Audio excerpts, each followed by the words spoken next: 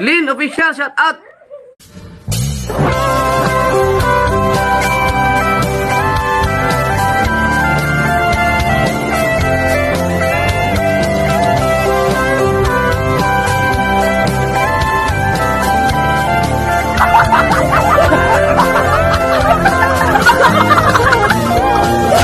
May mga Pinoy na nangangamba.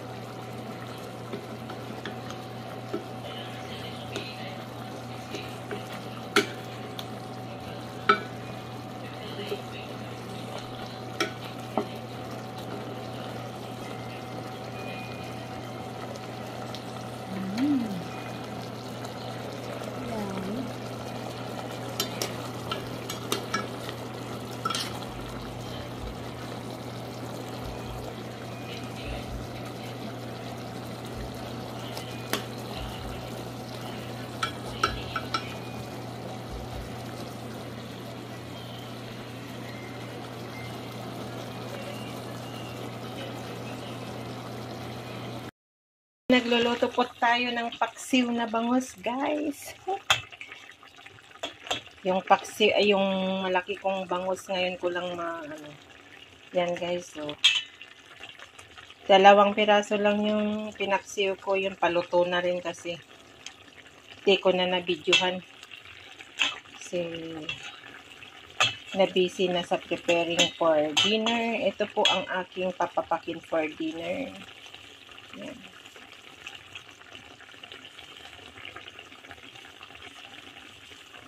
Simpleng cooking, simpleng paksiw lang. Talong lang ang nilagay ko, hindi ko linagyan ng okra. Yan. Sisters, paksiw na bangos. Yummy, ang sarap ng sabaw. Takam na takam yung ang sarap yung sabaw niya, guys. Vinegar, and nilagyan ko ng konting lemon, kaya napakasarap. Clips lang, konting clips lang, guys. At luto na rin, paluto na rin kasi yung talong ko, luto na rin yung talong-talong.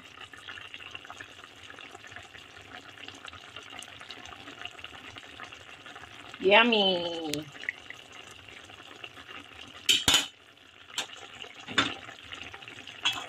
Matatakam na naman kayo dyan, guys, sa mga kapwa kong OFW.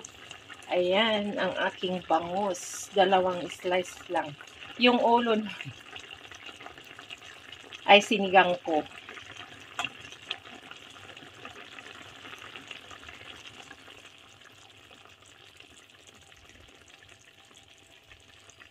Yan.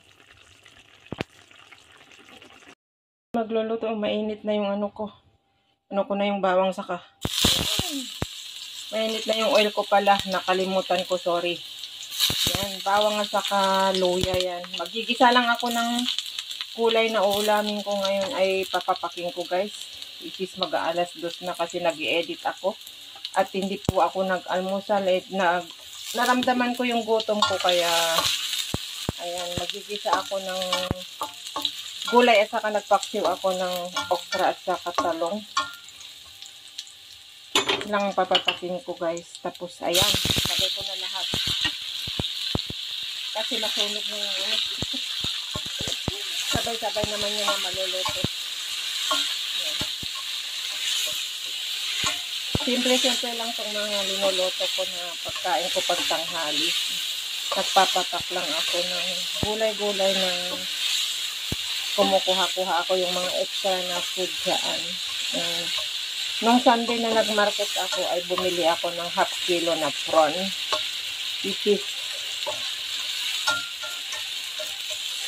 meron naman natira sa aking pera konti. So, ayan, guys. Yun ang igigisa ko sa kasi gagawin ko sana prawn sambal chili, may chili, kaya lang mapapakain ka ng rice doon, kaya pag ganito patak lang. Hawak ko ang cellphone ko kasi hindi ko nilagay yung tripod na na ako. So, yan, lagay na natin yung prawn.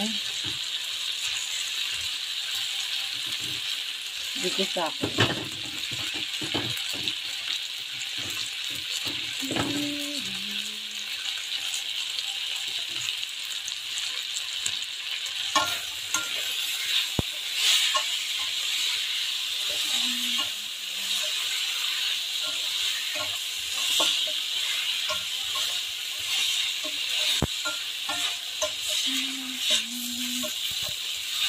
Ayan lang, guys. Shout out sa lahat na lang, guys, sa aking mga solid subscribers, supporters, sa mga nanonood sa mga upload ko na very simple upload, guys. Maraming salamat sa pagtangkilik niyo pa rin sa akin. At medyo matagal na ako na hindi nakapag-live at medyo tinatamad ng mag-live. Kasi minsan busy ako sa pag-aano ni Lola, paglilinis sa picture ni Lola, at saka siyempre mandito na yung amo ko, araw-araw ako namlamlan siya, maglinis, tapos kung may time ako mag-edit ako. So Minsan natutulugan ko kasi yung pag-i-edit ko, kaya mas ginugusto ko na nag-i-edit pag ganito na pagkatapos ng trabaho ko, pag nagpapahinga ako, mag-i-edit ako. Minsan, hindi ko matapos-tapos kasi nagkakamali ako, marami akong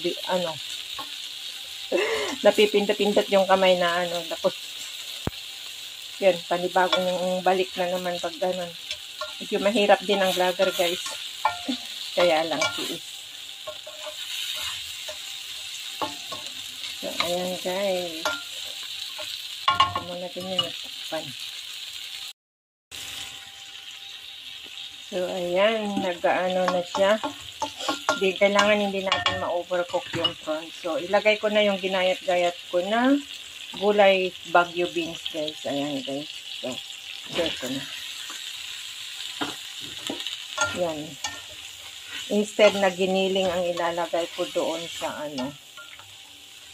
sa Baguio beans. Ito na lang, guys, kasi marami akong binili na Baguio beans nga dahil sadya akong ng mga gulay-gulay lang na uulamin, hindi magra-rice. So, yan, papak-papak muna tayo sa mga ulam para lumiit yung tiyan ko. Kahit naman wala naman akong masyado kinakain, pero hindi ko alam ba't hindi lumiit yung katawan ko. Dahil siguro sa hindi na ako nag-e-exercise. Ganyan lang kasimple ang aking pagkain, guys. Tapos lalagyan ko ng konting tubig para maluto ng yan. Hindi ako mahilig sa mga sabaw-sabaw sa ginisa, guys. Hindi ko alam. So, at nilagyan ko kanina ng black pepper yung prawn na ginisa ko. Iginisa ko sa kamatis kasi marami kaming kamatis at which is yan. Kulang naman ang kakain ito, guys. Kasi pagpasensyaan nyo na. Bis napakabango.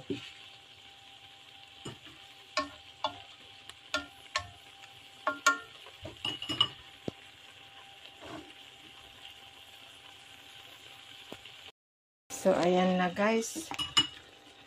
Luto na. Ang sarap. At usok pa yung niya.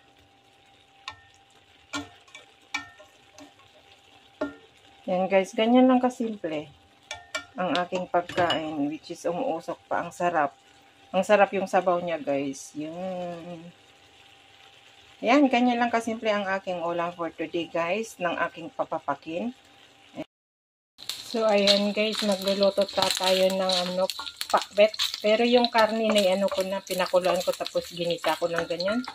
Hindi ko na binidyohan kasi nag-prepare ako ng So, isa naman natin ang ganyan yung naging kulay niya kasi nga napatoy ang luya at saka bawang.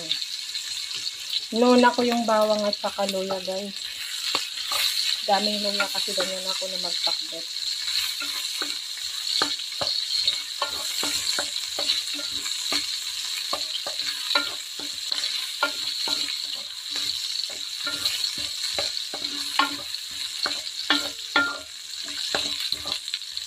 Sinabi ko na kasi ko na binigyan ko ng tubig kanina yan, salt, at saka black pepper.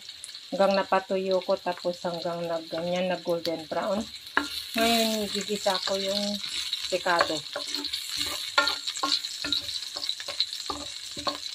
Yan, tapos ilagay natin yung kamatis at saka sibuyas. Magsasama-sama naman lahat yun, guys. Kaya minamadali ko na kasi nagugutom na ako. Ngayon ko lang naman ito na pagluluto ng pakbet. Pakbet Ilocano na walang kalabasa, guys, Kasi hindi ako mahilig maglagay sa Pag nagpapakbet ako, guys, bihira ako maglagay ng kalabasa kasi ayaw ko yun. May kalabasa minsan na yung matamis-tamis. So, ayan. So, ihalo na natin yung karne. Kunting karne, pork belly.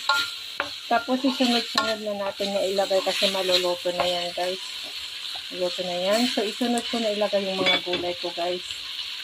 So, nahin ko yung talong. Yan. Pagkain ko na to ng ilang araw. Yan, talong. Tapos, yung ampalaya, okra sa kasitaw. Yan yung gulay ko, guys. Ampalaya, okra, sitaw. Yan. Halo-halo na lahat dyan, guys. Ganyan ako na magpakbet. Wala naman ako yung yung sigarilyas ba yun? Yan, yun lang ang kulang is yung kalabasa. Yan. Tapos ilalagay ko na po yung bagoong na isa saka tubig. Linagyan ko na ng tubig. So i-ano ko na ganyan. So yan ang mangluto sa kanya. Yan. Ganyan lang, guys. Tapos tatakpan natin hanggang kumulo para saka natin ibabaliktad. Tatakpan natin muna yan, guys. Yan. Lalagyan ko ng Knorr cubes. Kukuha ko ng Knorr cube mamaya pag kumulo. So, ayan. Takpan ko muna. I'll be back.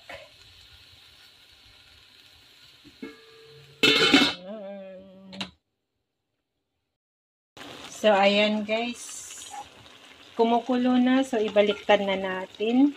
At linagyan ko na ng Knorr cubes. Half lang. Hindi ko linagay lahat yung isang Knorr cube. Konti lang yung nilagay ko. Yan, guys. Yun, kumukulo na. So, kailangan na natin ibaliktad para naman dun sa ibabaw ay mapailalim. Yan, ang aking pakbet na simpleng pakbet lang na walang kalabasa. Okra, sitaw, sa katalong lang, guys. Mas prepared ko yung ganito pag Ilocanong pakbet. Kung meron sana sigarilyas, masarap din yun. Kasi wala pa, hindi pa season dito. So, yan, lutuin na na. Yun lang, guys, yung pag nagpapakbet ako, hindi ko talaga linalagyan ng maraming sabaw kasi hindi masarap. Pag maraming sabaw, kailangan konti lang. Kasi magwo-water naman yung gulay pag yung tinakpan mo na So, ayan, tatakpan ulit natin para maluto naman sa ilalim niya saka sa ibabaw din. Yan. Saka natin ibabaliktad na naman. Very simple lang po ang pagluluto ng pakbet. Which is, alam nyo naman mga kapwa kung pero ito, Ilocano style, guys. Hindi Tagalog style. Si Ilocana po ako, kaya Ilocano style ang ginawa kong pakbet. At which is, papapak ko lang ito mamaya pagkaluto ko. So, takpan ko ulit para maluto maigi, guys.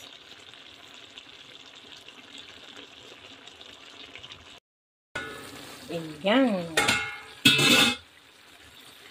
Lapit na maluto, guys. Wow, ang bango. Amoy pakbet na talaga, guys. Yan. Bibigyan ko rin ng kaibigan ko to kasi favorito niya rin tong pakbet. Ang sarap sana yung malunggay kung meron. Ang dami-dami namin malunggay sa amin.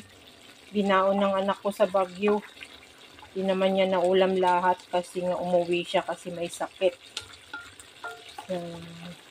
Sarap sana na kasama yung malunggay, bunga ng malunggay tong pakbet ko, guys. So, yan, titikman na natin, guys, yung sabaw kung tama.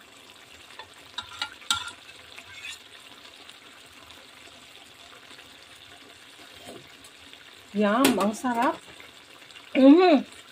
Tamang-tama lang, guys, hindi maalat, tamang-tama lang. Ang sarap papakin, ang yummy. Ay, ang sarap na may kanin nito mo. Hindi ako nagluto ng kanin. Uy, yummy.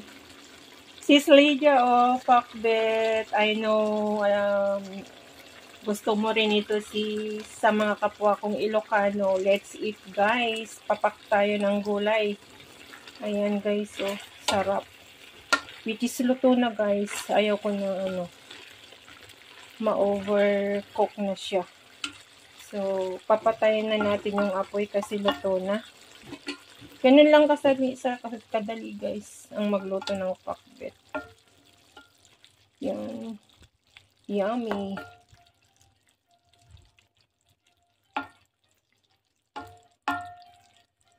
Yaming pakbet, guys.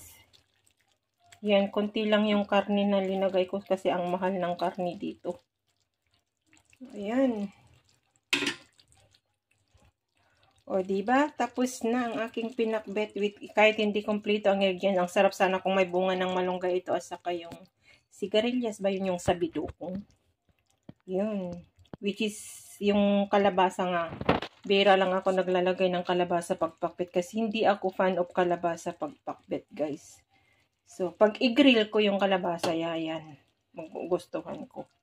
At or gawin kong soup. So, ayan, salamat sa inyong pagsama sa aking pagluto ng Ilocano style pakbet, guys. Maraming salamat sa mga nakaabot sa dulo na naman ng aking simple vlog. I love you all. Ingat and God bless po sa atin lahat. Bye!